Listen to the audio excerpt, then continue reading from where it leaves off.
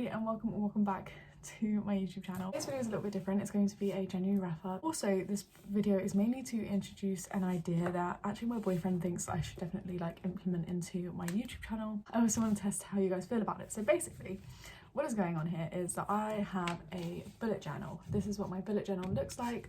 I got it from Scribble and Dot. It has 200 GSM thick papers. It's really high quality and it wasn't too expensive. I actually brought it from Amazon, but it came directly from the brand itself. They were really sweet, thank you note, and mine is the one with the engraved golden koala on it, saying that I should film my spreads in here, and I just don't know if you guys will be interested.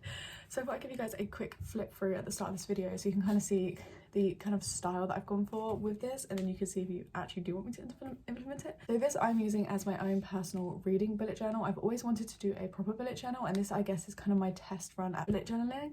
I don't feel like I need a bullet journal for my day-to-day life because I use a diary anyway, so I wanted to give a bullet journal a go, and so far, a month into the year, I am absolutely loving it.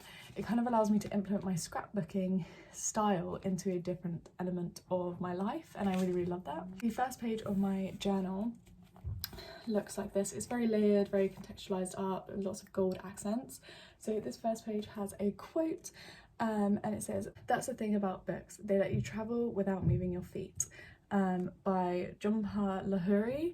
I actually just googled a cute book talk, a cute quote for reading, and this was one I really liked. And then this page right here is kind of, you know, my page that lets everyone know who this belongs to. So obviously it belongs to me, and I started this on the 11th of January 2022, and we'll see when I finish this whole planner. It'll probably take me a couple of years to finish the whole thing. Next page, I actually didn't know what to do because this is actually an index page, so I've just kind of decorated it for now. Like, they're very different vibes. So we've got kind of like this dark, almost, I guess, like town vibe I get from here, and then we've got this kind of like classic, almost dark academia vibe here, which I eventually want to put white paper in areas of these and write quotes from my books, like favorite quotes from my books. Next page is where it starts to get into the reading element of things. I have this page here, which is the books to read, or books that I read in 2022. And this basically is a bookshelf setup of, I believe there's 45 books here. And I also have a colour coordination key down the bottom for what star ratings I gave the books that I've read. And as you guys can see, kind of like a pre for what I'm about to tell you guys about, I have read 8 books this month. The next page over is something that I fill in very often as well. This is my 2022 reading challenge, which is just a copy over from Goodreads. I want to read 45 books this year, and as I complete a book, I actually colour it in. I'm actually on a book buying ban at the moment because I bought quite a few books in January, so I'm actually not allowed to buy any books until I read 14 books that I already own.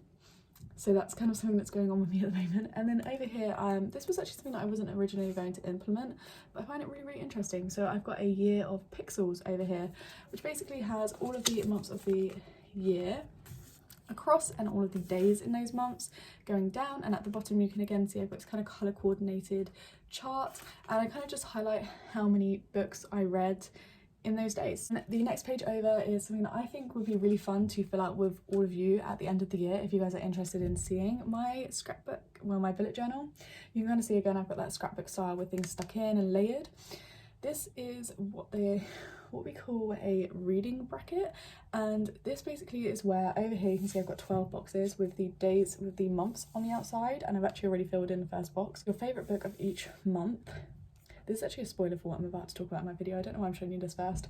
But all the years, all the months of the year, and you just put your one favourite book, your top favourite book of that month into those boxes.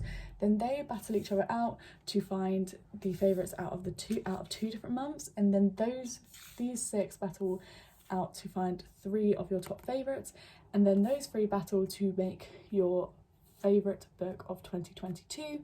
And I just really like the concept of this, and I thought it was a really clean spread as well. I really liked it. The next spread is actually my January reads spread, which I'm going to not show you guys this just yet. I'm going to go through my January reads with you, and then I will show you what this page looks like. I read 8 books, which I personally think is on the better side for me. I feel like normally I'd read around 4 books a month. I really shocked myself with reading 8, But this month I did actually do a 24-hour readathon, which you guys should hopefully see sometime soon. My boyfriend is actually going to edit that for me because he has been learning to edit recently, so he wanted to try it on a video, so I'm going to send him that video. So if that comes out later, then I've just spoiled it, but I do a 24-hour reading challenge. So the first book that I read this month was A Court of Thorns of Roses by Sarah J Maas. I'll just put a picture up here because I did read this physically, but I didn't bring it to uni with me because I have read it and I plan to read the rest of the series at some point this year. But I absolutely loved this book. I gave it 5 stars. I've never actually read anything by Sarah J Maas apart from the short story collection before going into I'm really excited to see where this series goes. Then I read To Have and to Hate by Donna Alam. I don't think this is a very popular book, but it is on Amazon and it is on a Kindle Unlimited store. I read this one on my Kindle app. Yeah, I gave that one 4 stars. It actually was really interesting. I mean, some of those topics covered, I'm not gonna lie, are problematic. I think looking back at it, if I was looking at it critically, it would probably get 3 stars, like an average rating. It was okay, but there's problematic areas in it.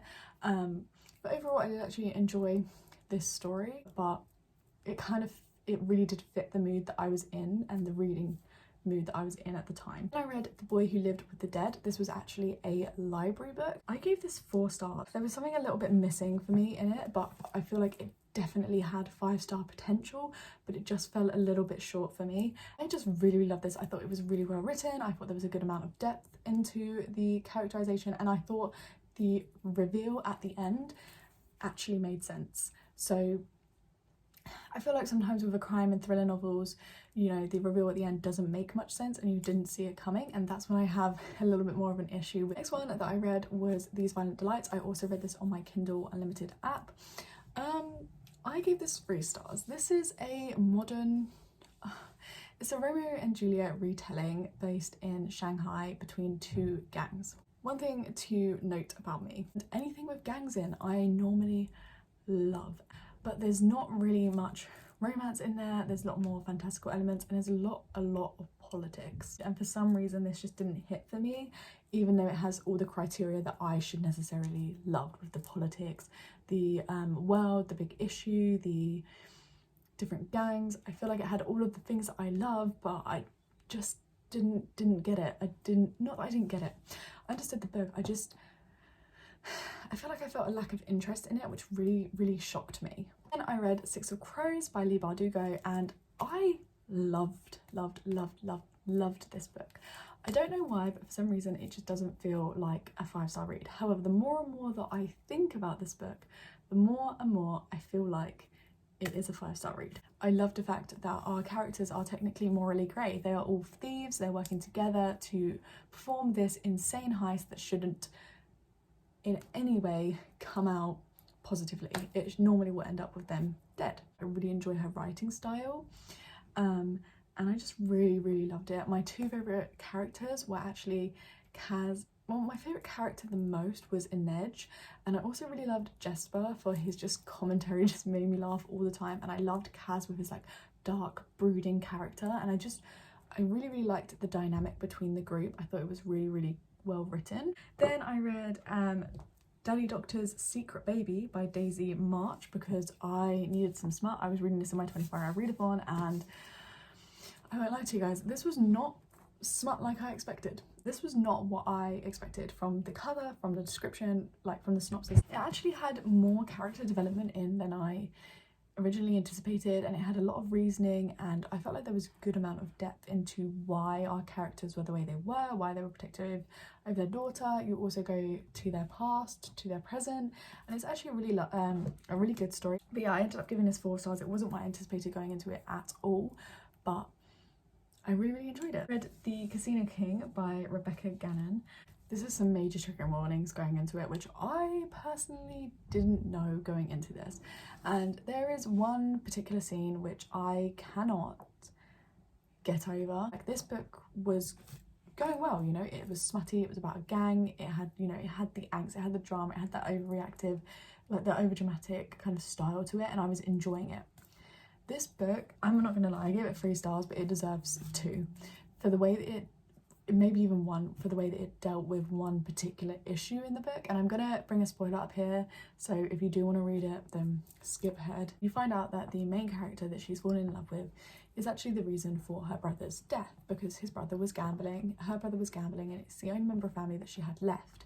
So obviously she is distraught when she finds this out. Our main romance interest, instead of, you know, trying to talk her out, like talk her down and make her feel better and, you know, make it known that he is sorry and he didn't know, he instead rams into her house, forces himself into her room and is like, I'm going to fuck you to forgiveness.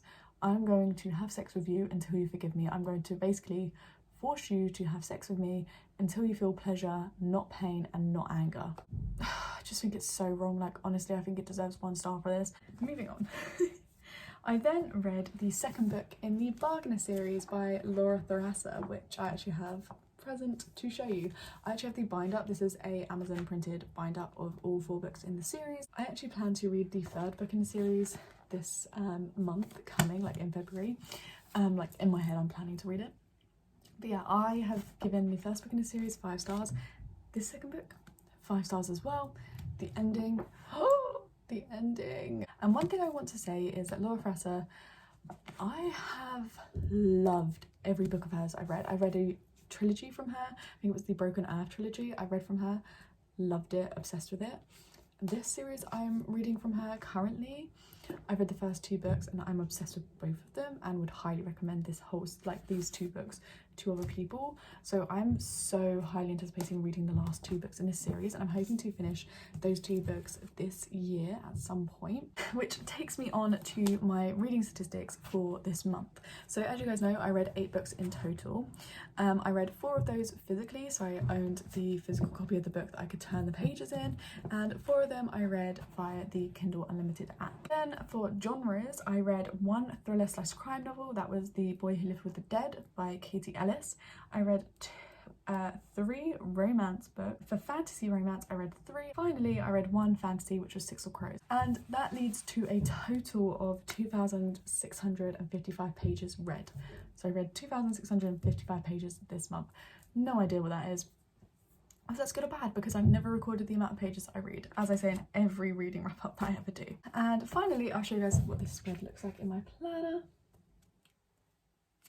Looks like little images from the front covers of the books, and then I have my statistics. Next month I actually do want to try and alter this a little bit, so I want it to be so that I can kind of maybe fit all of my books on here, or even all of my books on 2 pages, and then do a 1-page spread for my statistics. Then the next thing that I do in my reading journal is I talk about my favourite January read, and over here I have a February TBR/books I would like to get to in February. Let me know in the comments below if you would like to see a bullet journaling video where I film me bullet journaling and then talk over it. I probably won't do another reading wrap up, I don't know yet. I honestly don't know what the future holds for me. But if you guys would like to see some bullet journaling in my channel content, then let me know in the comments below and I will be more than happy to do some of that content. That's everything for today's video. I really hope you guys enjoyed. If you did, please do like and subscribe to the channel if you're new around here and would like to see more videos from me, and I'll catch you guys on in the next one. Bye!